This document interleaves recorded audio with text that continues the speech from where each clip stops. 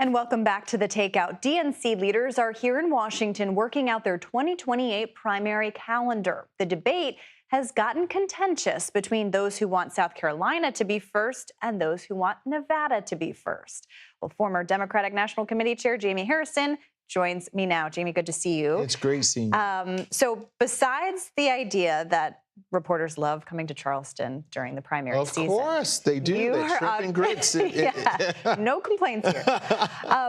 But you are obviously advocating for South Carolina to go first. That's my home. This is your home state. That's my home state. Why?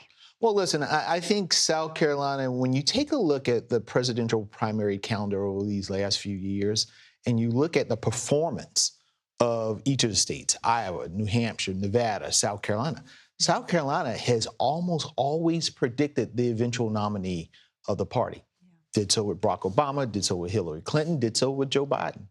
None of the other states can say that. Nevada can't say that. New Hampshire can't say that. Iowa can't say that. But South Carolina can. And part of the reason is because the bulk of the votes in South Carolina's primary, it's 50 to 60% African-American voters who are not on, when you look at the political spectrum, it's not like they're conservative or progressive, they're pragmatic. They are basically looking and saying, let us kick the tires. Do you have what it takes to run a strong campaign that could eventually bring together a coalition of folks that get us to the White House? And that has worked almost every time. And so I think South Carolina, not only because the base of the Democratic Party is African-American voters, there's no other demographic or group that is as loyal to either party than African-American voters are to the Democratic Party. And so South Carolina is a very unique place, and I think it's earned its place not only in the window, but to kick off this process. And to your point about coalitions, Democrats have been losing Latino voters, and we saw that in the last election. That's an argument for Nevada. So what do you make of this argument that, yes, Black voters are the backbone of the party, as you have described, but what about Latino voters? Well, why shouldn't Nevada have a chance? I think Latino voters are very, very important and an important part of the coalition.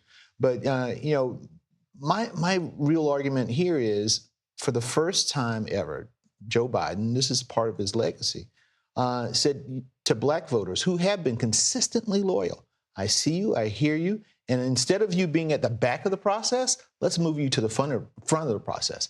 In 2024, we had a contest, but it wasn't a competitive contest. Yeah. And so, in this post-Calais world in which we see this full frontal attack on Black political power and Black political voices, yes, it will possibly send a certain signal to Black voters to say, in this moment in which we are being attacked by this administration, attacked by the courts, are we now have to look on the side and say whether or not the Democratic Party is standing with us?